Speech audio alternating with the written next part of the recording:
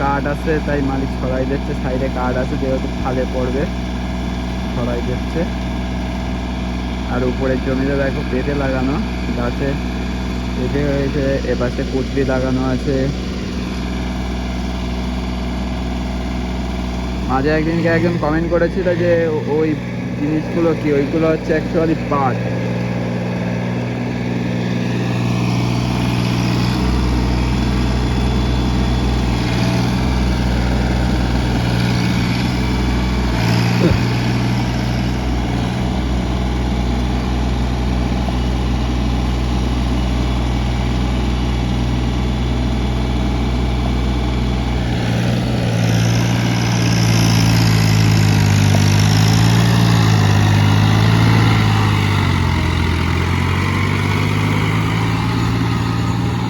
প্রচুর প্রচুর জল,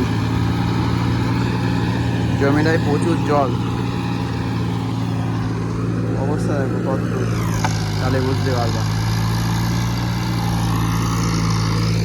এই উপরে এই জমিগুলো চাষ করলাম, তারপরে এই জমিটা চাষ হচ্ছে। আর ওই যে পাটের এগুলো তোলা হচ্ছে, এই যে পাটের এগুলো তোলা হচ্ছে, এগুলো তোলা হয়ে যাওয়ার পরে আবার এই জমিটাও চাষ হবে।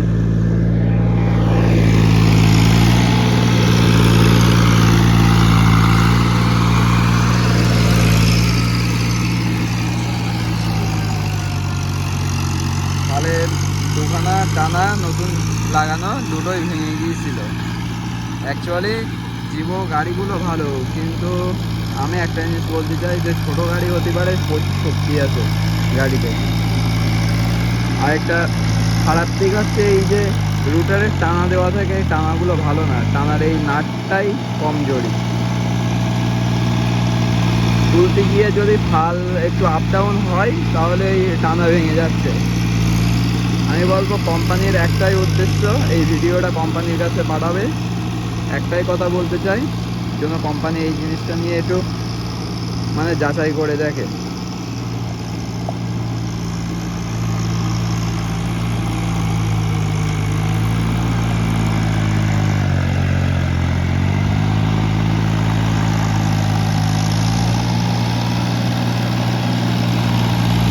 মালিক আজকে একদিকে জমি প্রায় চাষ দিয়ে ফেললো।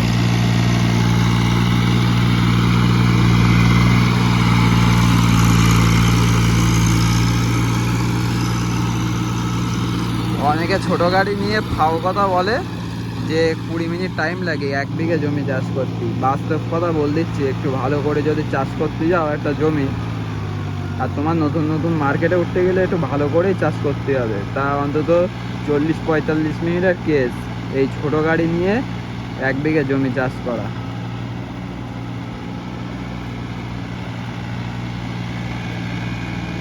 1 বিঘে জমিতে অন্তত 2.5 থেকে 3 লিটার তেল খায় এই গাড়িতে।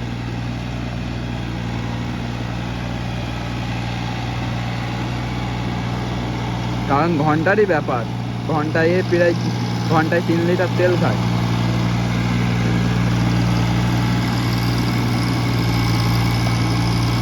আর একটা 1 বিঘে জমি চাষ করতে গেলে প্রায় ঘন্টায় ধরে নাও বলতে গেলে চলে 500 টাকা বিঘে। এবার তাহলে হিসাব করে নাও 1 বিঘেতে যে ড্রাইভার যে চালায় গাড়ি তারে দিতে হয় 70 টাকা।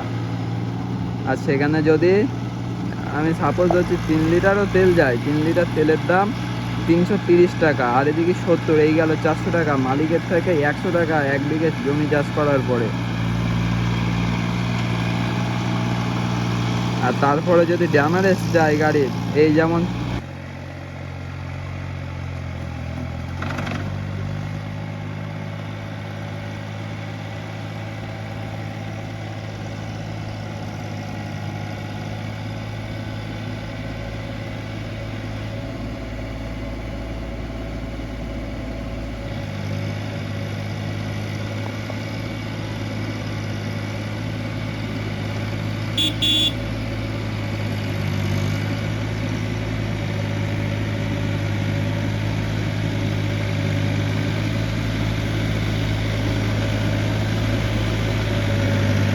এই জায়গাটা ফাল উঁচু করো, ফাল উঁচু করো এই জায়গাটায়।